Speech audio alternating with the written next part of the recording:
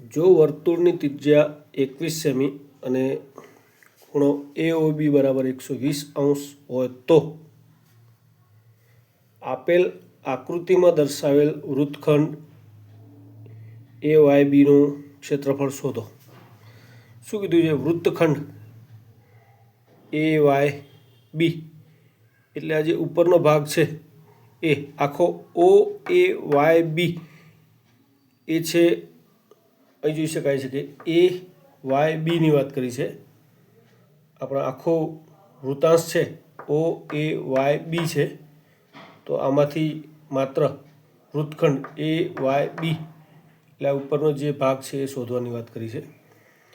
રકમને આપણે ફરીથી જોઈશું કે જો વર્તુળની ત્રિજ્યા કેટલી હોય તો કે 21 સેમી હોય અને ખૂણો AOB બરાબર 120 હોય, તો એ આકૃતિમાં જોઈ શકાય છે ખૂણો કેટલો આપેલો છે અહીંથી, તો AOB જે ખૂણો છે કેટલો 120 હોય તો આપેલ આકૃતિમાં દર્શાવેલ વૃત્તખંડ AYBનું ક્ષેત્રફળ શોધો। તો વૃત્તખંડ કેટલું કયું છે?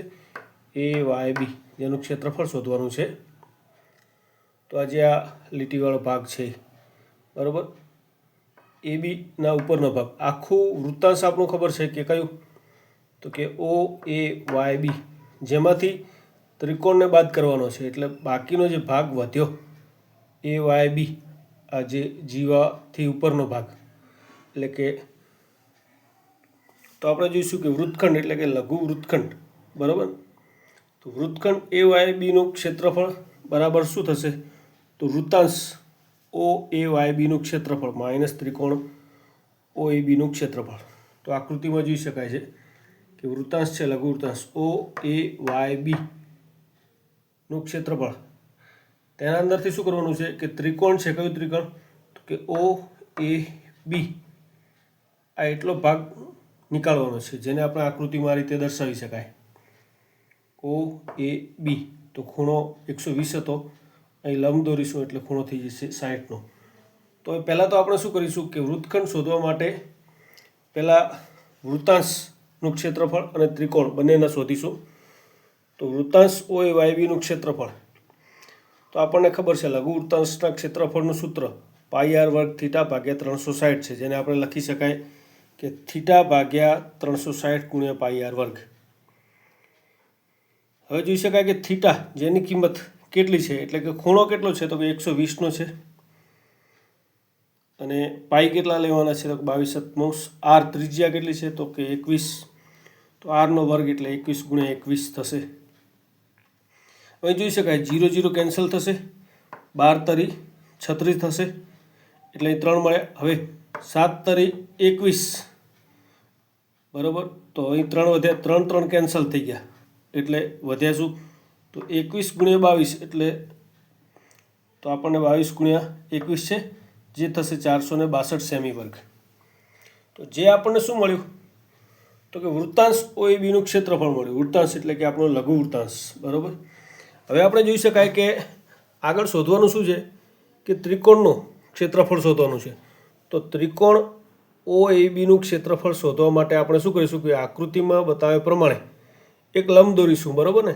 તો OM લંબ AB, OM લંબ અહીં જોઈ શકાય છે કે OM લંબ કોના ઉપર તો કે ABના ઉપર OM લંબ છે, જેને આપણે આ રીતે પણ દર્શાવી શકાય OM લંબ AB, ABની ઉપર શું છે તો કે OM એક લંબ છે બરાબર।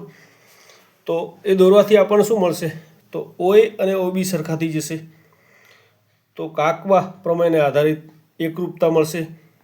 તો ત્રિકોણ AMO એકરૂપ ત્રિકોણ BMO થશે, આથી M એ ABનું શું થશે મધ્યબિંદુ થશે, માટે ખૂણો AOM બરાબર ખૂણો BOM બરાબર, હવે આપણને ખબર છે કે કેટલા મળશે, તો જે આખું જે હતું ત્રિકોણ આપણું એનું અડધું મળશે, તો 1/2 ગુણ્યા 120 બરાબર કેટલા થશે 60 થશે। તો અહીં જોઈ શકાય છે કે 1/2 ખૂણો AOB, તો આ જે છે ખૂણો AOM બરાબર BOM મળશે, પણ એ બંને સરખા મળશે પણ શું થશે ત્રિકોણ એટલે કે ખૂણા AOBના અડધા થશે, એટલે 1/2 ખૂણો AOB। હવે AOBનું માપ કેટલું તો 120 હતું, તો 120ના અડધા એટલે કેટલા મળશે આપણને 60 મળશે. તો અહીં આકૃતિમાં જોઈ શકાય છે કે AOM અને BOM જે AOB ના શું થાય છે અડધા થશે, બરાબર. તો એ રીતે આપણને મળશે. તો આખો ખૂણો આપણને કેટલો હતો 120 હતો, તો અડધો ખૂણો આપણને કેટલો મળશે તો AOM કેટલો થશે 60 થશે, બરાબર. અને BOM એ પણ 60 થશે, એટલે બંને સરખા થશે. હવે જોઈ શકાય કે OM બરાબર આપણે x સેમી લઈશું, કેમ કે OMનું માપ જે લંબ આપણે લીધો તેનું માપ નથી આપેલું, એટલે આપણે શું લઈશું x લઈશું, બરાબર. તો ત્રિકોણ OMA પરથી આપણો ત્રિકોણ છે OMA પરથી આપણે શું થશે તો કે ખૂણો જે 60 છે, તો એના માટે પહેલાં જો પાસેની બાજુ શોધવી હોય, ખૂણાની પાસેની બાજુ, આ શું કહેવાય કર્ણ કહેવાશે, બરાબર. તો પાસેની બાજુ એટલે OM થશે, OM ભાગ્યા કર્ણ એટલે કે પાસે ભાગ્યા કર્ણ, તો cos 60 બરાબર OM ભાગ્યા OA. પણ આપણે OM બરાબર કેટલા લીધા હતા x લીધા, અને OA જે આપણી ત્રિજ્યા હતી કેટલી હતી 21 હતી, પણ cos 60નું મૂલ્ય કેટલું છે કે 1/3, બરાબર.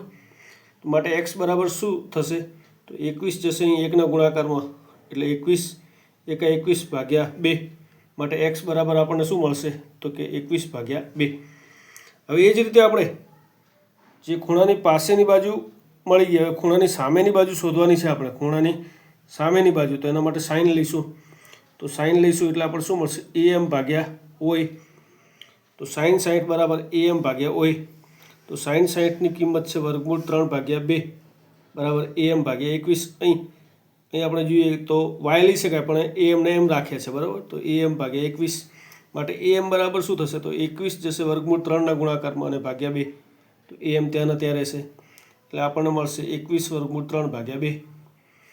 હવે આપણને શું મળ્યું તો અહીં જોઈ શકાય છે કે AM મળ્યું. શું મળશે તો AM મળે છે, કેટલા મળે છે AM મળે છે 21 વર્ગમૂળ 3 ભાગ્યા 2. પણ આપણને ખબર છે કે AM આપણે શોધવાનું શું છે આખું AB શોધવાનું છે. અહીં જોઈ શકાય છે કે વૃત્તખંડ છે, માટે AB આખું શોધવું પડશે, બરાબર.